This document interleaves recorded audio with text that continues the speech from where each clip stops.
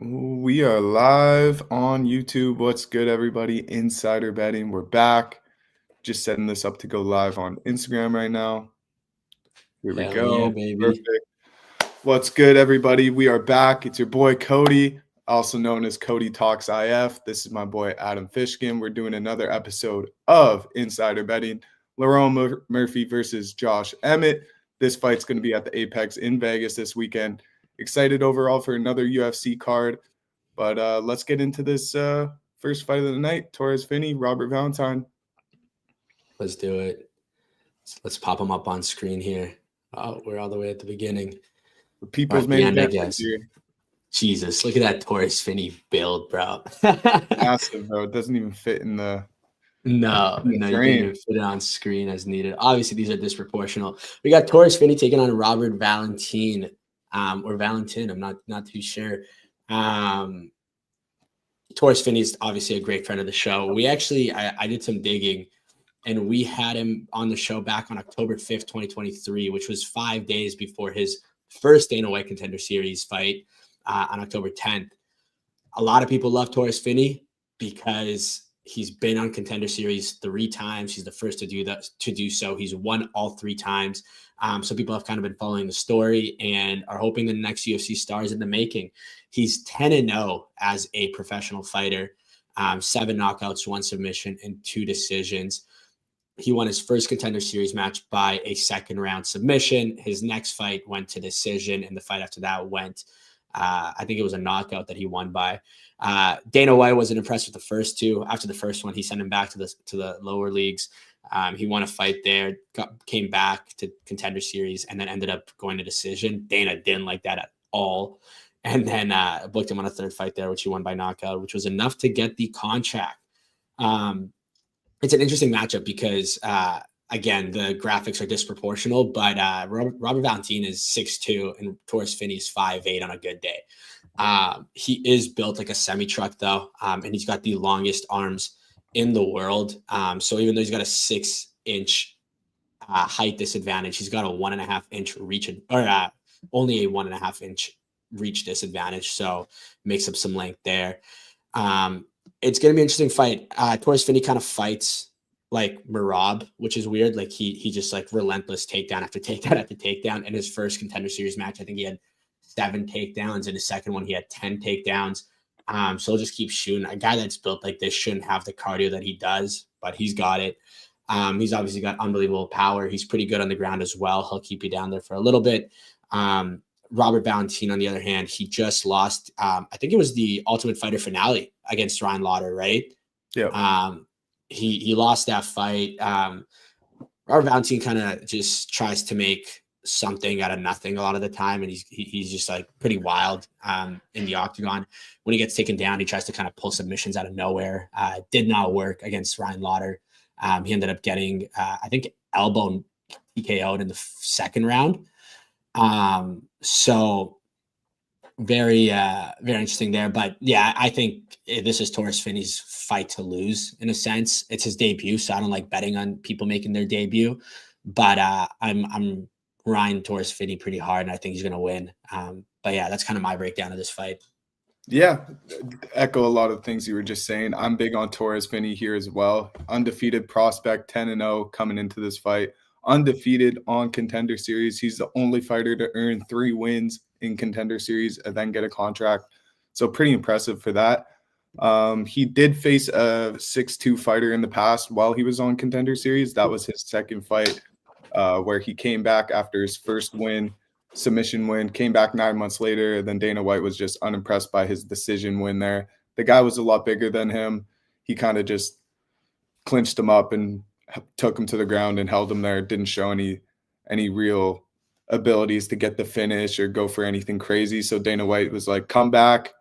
You were being inactive for too long. 9 months is too long to go without fighting. So he was just, there was too many questions for Torres Finney. Came back a month and a bit later, got a knockout, secured the contract. So it's his time. Finally has the debut. It's a good opponent. I think it's set up for fireworks here if it stays standing. But I mean, Torres Finney is going to body slam him in the first round, pick him up, slam him to the ground. I could see him doing that at the start of each round and just holding him there, not getting the finish. Valentine's a good submission specialist as well. That's how usually he gets his wins. I don't think he's going to be able to choke the neck of a Torres Finney. He's just going to get outworked, out-wrestled here. I think Torres Finney is a confident pick of mine. Yeah, I like what you said. Torres Finney doesn't really have a neck to choke out anyway. Yeah. Yeah, I don't see him getting the submission win, but that's what he's known for. He's got what were the stats there? Yeah, out of his 11 wins, 6 of them have been by submission. So pretty good submission rate for Robert Valentine. There's no way that he's going to have Torres Finney on his back and be on full mount of Torres Finney. It's just not going to happen. No, I agree with you.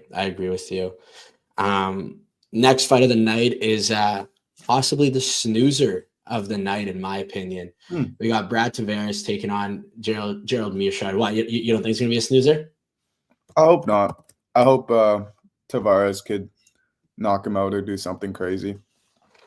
Yeah. So no, I think knockout is the only way he gets the finish here. But I do think this fight's going to go to decision personally. Gerald Mearshart can basically only win one way, and that's by submission or decision, and not even decision. If he goes to decision, he loses a lot of the time. Out of his 37 wins, 29 have been by submission. So he's got a pretty crazy submission rate there. Brad Tavares, Gerald Mearshart's only got 2 wins in his last 5, so he's not been on a hot streak whatsoever. Surprisingly, Brad Tavares is doing worse. He's only got 1 win in his last 5. So kind of the battle of the losers here, which we tend to get at least one per night here, I feel like, recently with the UFC. The reason Tavares is such a heavy favorite, which I was surprised when I first saw the odds, but the reason he's such a heavy favorite is he's got 80% takedown defense. He's also known for being on the ground. 13 of Tavares' wins have been by submission as well, out of his 20 wins in total. I think that if he keeps his fight on his feet, he's going to cruise to a victory. I don't think Gerald Mearshart is doing anything there. Brad Tavares has slightly more knockout power, I'd say, but neither of them are too known for their knockouts. Even if Brad Tavares gets taken down, like I said, Gerald Mearshart, the only way he typically wins is by submission. And like I said, these guys are both kind of losers. Tavares got 10 losses on his record, and none of those have been by submission. So he doesn't get tapped out. He's tough like that. And yeah, I just see this fight going Brad Tavares' way unless Gerald Mearshart pulls out a miracle to get a submission win, which I don't think happens. And the more likely miracle is a decision win here. But I got Brad Tavares here. Yeah, I'm definitely not hot on either of these fighters. Gerald Mearshart's kind of got that supposed hype around him being Bilal Muhammad's grappling coach, and he had that funny interview that came out where they misspelt his name, and now this is like his freaking comeback, his revenge on everyone who's been mocking Gerald Mearshart. He's going to try and make his stamp that he's a UFC fighter. He has to do something, get a finish in this fight. I just think Brad Tavares is the wrong guy for that. He has great takedown defense, which Gerald Mearshart is going to be shooting like he's Khabib in this fight, just constantly over and over again, shooting for that ankle pick, single leg, double leg, clinched up. I wouldn't be surprised if the ref separates these two from just clinching against the cage for 3-4 minutes of the fight in the first round. Neither of them being able to get each other to the ground. Boring striking when it's standing up. But I do think Tavares will land the more effective strikes. Shout out to Gage in the chat for saying, shout out Dana White giving Finney a fruitcake in his debut. We'll see how that fight goes. But Torres Finney is a big favorite in that one. We both are taking him as a lock. But Tavares, I don't feel comfortable taking him as a lock in this spot just because Gerald Mearshart kind of has that oomph in him for this fight to prove people wrong. And Tavares better have some of that in him too after he's on a losing streak himself, right? So 2 losses in a row, then a win, 2 losses before that. So if he wants to be sticking around in the UFC, this is a must win for him, kind of a must win for both of these fighters. I'd take the favorite in this one.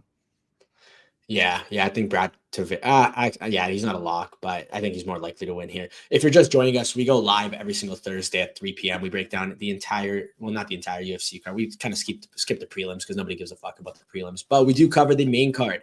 And I think we've been pretty hot recently, but I don't know. Somebody's gonna have to go fact check us on that one. Did pretty well last week, except for my bad call on Drew Dober. Yeah, Drew Dober got fucking flatlined, bro. I'm done making these sharp calls, especially there's one that I was leaning towards in the main event, but we'll get into that shortly. You're wild, and I know exactly what you're thinking. Oh, I've done some more thinking, brother. So yeah, that's the problem. Yeah. When you overthink, it goes wrong. Exactly. But yeah, if you're just joining us, toss a comment in the chat. If you think we're wrong, please let us know. If you think we're right, please let us know as well. But I don't think you will. I just noticed we're twinning today. We got the Inside Fighting shirts on from Vegas there. Yes, sir. Let's go. I got the base top too. Maybe I should go toss it on. Yeah.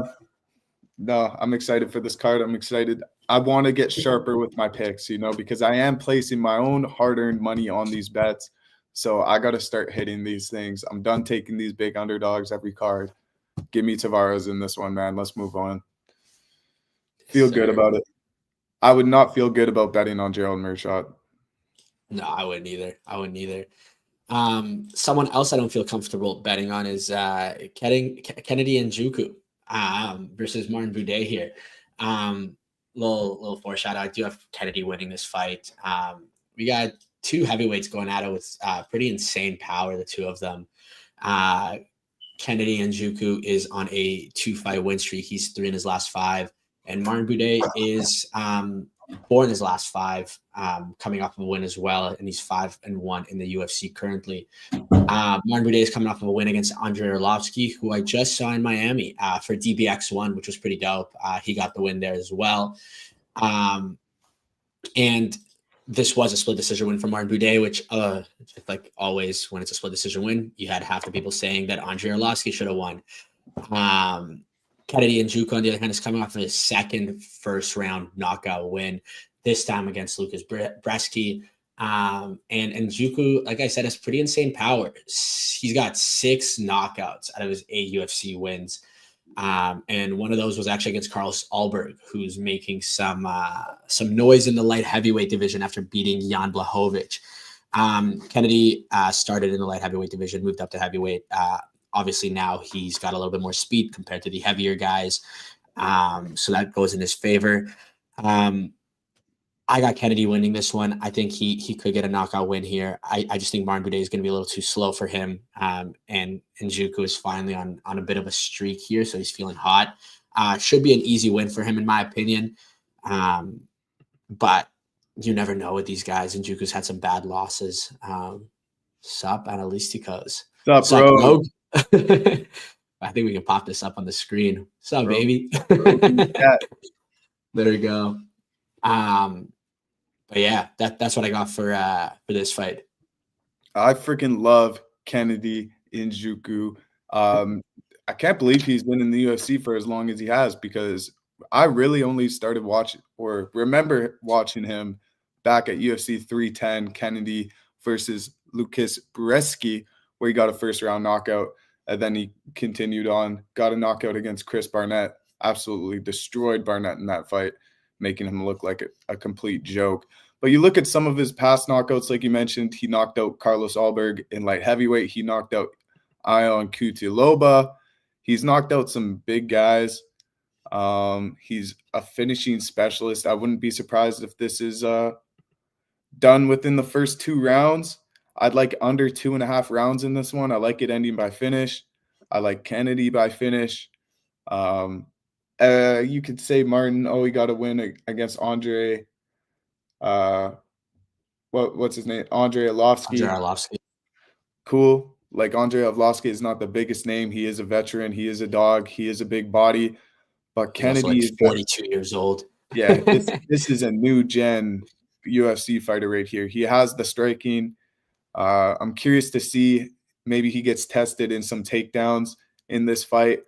That could be interesting if he can mix that in against Kennedy, but we'll have to see, because I'm not sure you could get this guy to the ground when he has such a powerful right and left hand. He really has freaking power from God, dude. I swear, this guy is just a different level in the heavyweight. But he's glazed of all glazes. Different level. 15th overall and he's climbing, dude. Don't be shocked if this guy's in title contention by next year. I'm serious Yeah. about that too. I'm serious on Kennedy, and for only This he's a is big fact. he's a If big Kennedy gets on favorite. top of him, Boudet will just cover up and pray to God. Yeah, I Yeah, can definitely see this ending with some elbows again. Same that happened after Gaziev. yeah. Yeah. I just really like Kennedy here. I think Martin Boudet is there's nothing on him that's scary. Like nothing, maybe takedowns, but that's it. And then Kennedy's got submission wins in his past, so I feel comfortable with him on the ground as well. I just don't think he'll have to worry about that because he's got so much power in those hands. I think he gets it done early in this one. I agree. I agree. On to the feature fight of the night. Honestly, I don't know much about either of these guys. I did do some research. It looks like they both fight pretty similarly. They're just trying to get their opponent down and then just trying to kind of ground and pound their way to a decision win. Cortavius is 0-1 in the UFC, losing his debut to Gaston Bolanos, while Chang Ho Lee is 1-0 in the UFC, winning a split decision against Long Xiao. I really think this fight's a pick 'em. I don't got much to say about this one. I think Cortavius got a bit of dog in him, and I think he might be able to pull off a victory here. But when you look at stats on paper, Chung Ho Lee is better all around. I think the takedown defense might go towards Cortavius's advantage there, where he'll be able to stop the takedowns and kind of stop Chang Ho Lee from pursuing his takedowns. But that's all these guys are going for is takedowns, try to keep control, keep it on the ground, and get the win the slow and easy way. But yeah, I'm not too hot on this fight at all. Yeah, can't say I've remembered these guys fighting. This is gonna be my first time like watching these guys fight. So I'm just gonna take the favorite here based off that he has a win in the UFC and the other guy doesn't. Um, pretty much just nothing to say about these two. Romo Yeah, sees consistency. He's on a little winning streak here. 4 wins, 1-0. Yeah, I mean, boring fight. If I had to make like a pick, like a bet this fight, I'd say go to decision or over 2.5 rounds. I'm unsure why this isn't on the prelims or it's so high up on this card. It's literally the co-main, the third fight of the main card here. So it doesn't make much sense to me. Hopefully they have some knockout capability. It's really hard at bantamweight to find fighters with that strength to put fighters away at 135. I'm just going to take the favorite here. Think it goes to decision. I wouldn't be misplaced to put a bet on Chang Ho Lee by decision yeah. here. I find it weird that they put this card on the main card this fight on the main card, and then they put Ade Osborne in the prelim. Not that Ade Osborne is deserving of a main card appearance, but more than these guys. So yeah, it's a strange one. We'll just skip it because who gives a fuck? I agree with that. Maybe they think Chang Ho Lee has some like knockout potential. Maybe he Has does have the something in him, power. yeah. We don't see it. Maybe this is a come out party for him, but we'll see. Yeah, yeah. Next up, we got Pat Sabatini versus Joe Anderson Brito. Joe Anderson has been making a little bit of headways. He is coming off of a loss to William Gomis, who was considered pretty high. I think William Gomis just is coming off of a loss, right, as well. Yeah, he just had a war. He was just in a freaking great fight again. Yeah. But long story short, before that, he was on a bit of a tear there. It's interesting because it feels like a guaranteed finish in this fight. We have Sabatini has a 74% finish rate. Brito has an 88% finish rate in his career. And yeah, Joe Anderson Brito, he was on a 5-fight win streak before losing to William Gomis, who again is ranked pretty highly by most people, I'd say. Pat Sabatini is coming off of a win. It's his third in his last 5, but he's been alternating wins and losses. So it kind of feels like a loss is coming on the way here, just the way his recent record's been. He's coming off a win against Jonathan Pierce. Personally, I got Jonathan Brito. I really like watching him fight. I think he's very, very well-rounded. He's got 8 knockouts and 7 submissions in his 17 wins. Overall, I think what could happen is Pat Sabatini could outwork him on the ground a little bit and just pull off a decision win, and possibly a submission win there, because he got 12 submissions and 19 wins. But I think Joe Anderson has good enough BJJ where he'll be able to kind of outwork him on the ground a little bit and then bring the fight back up to the feet and then hopefully get a knockout finish. Is kind of what I'm going for here.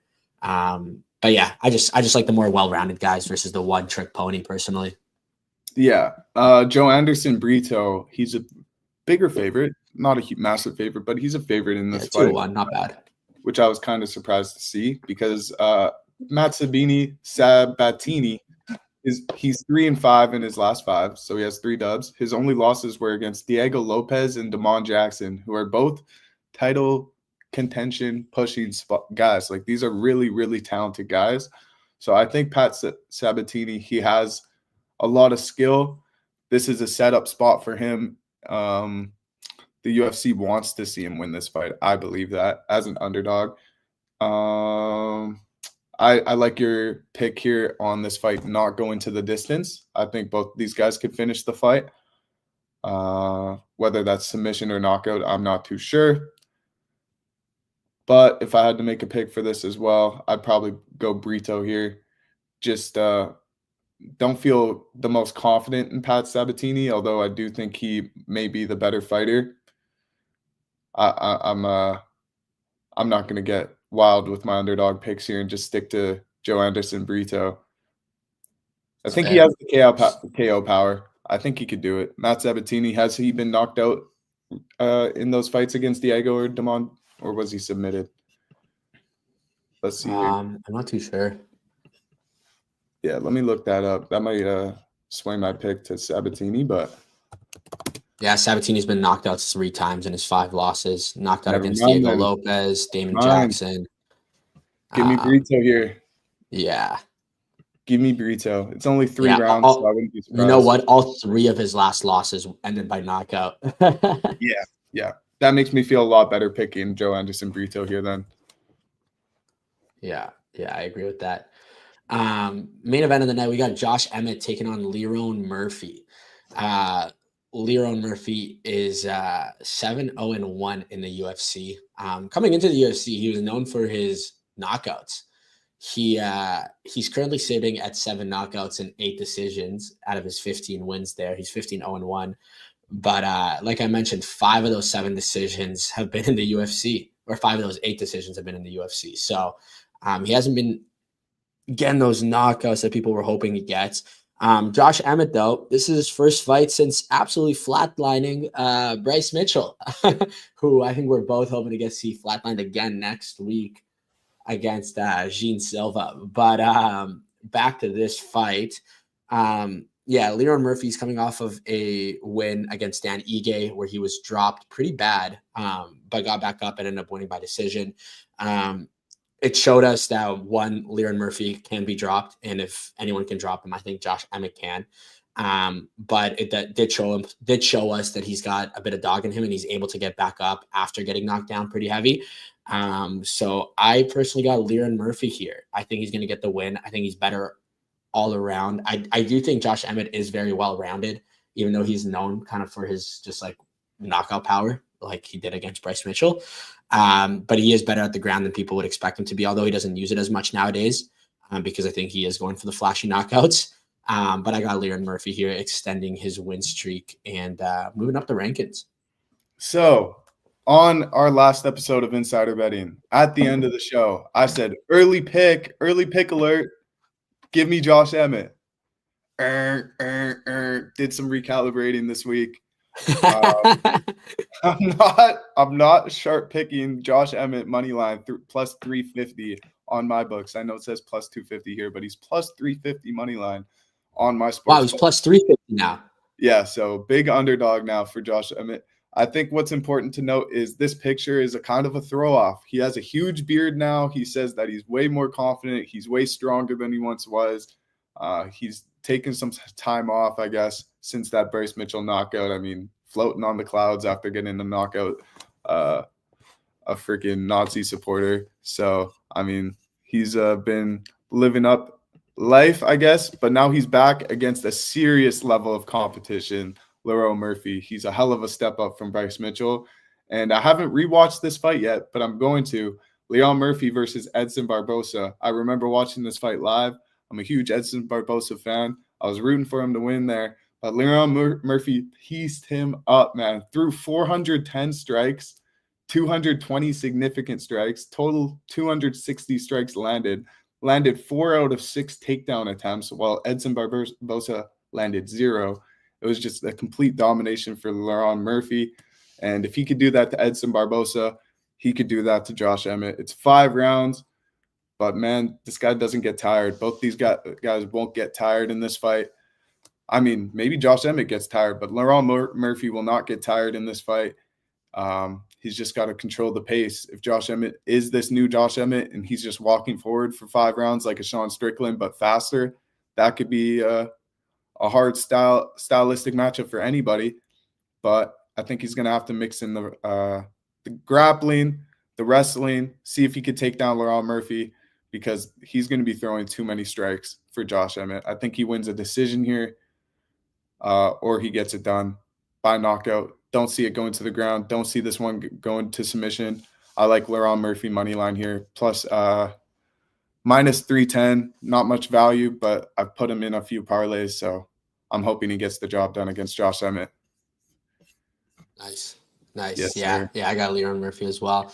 Next week, we got a massive card coming up. We got UFC 314 in Miami. So we're going to be live for that one Thursday at 3 p.m. Central Time, 4 p.m. Eastern, 1 p.m. Pacific. We go live on YouTube and Instagram, and we're hopefully getting TikTok up soon. We'll see about that. No promises there. But yeah, we got Mike Owens, who's going to be going live in Miami. So we got some big interviews coming up. A little sneak peek. I think we might be getting Mike Perry. I think we might be getting Kayla Harrison. And who else did he tell me? He told me somebody else. And maybe Triple C. But we'll see. Some big interviews coming up with Inside Fighting and Mike Owens there. But as always, if you haven't already, please like, comment, subscribe.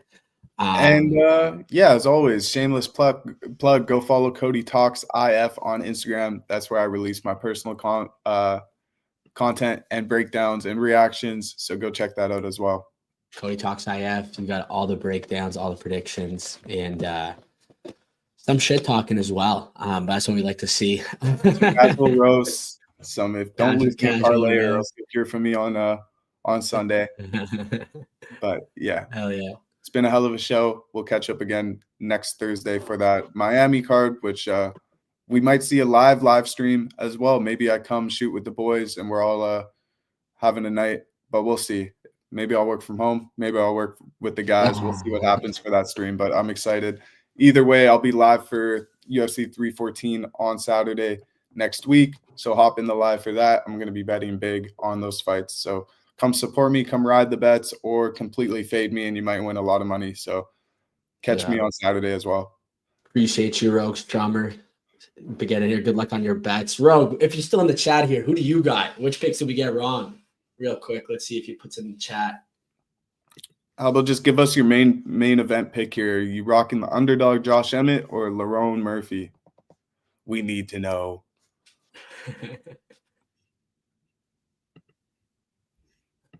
Sabatini is live. I fuck with that. I fuck with that. Yeah. I know we both picked Anderson Brito, but there's definitely a way for Pat Sabatini to win here. 100%. I think Sabatini is a more skilled fighter. It's just he hasn't been able to get those big wins yet against anybody with a decent name, and Joe Anderson Brito is absolutely no joke. I think Brito by decision here would be my best bet. I like it. All right, guys. Been a hell of a live. We'll see y'all next week. And Cody's going to be live this Saturday as well for UFC Vegas 105. Yes, sir. We're going to be making bread.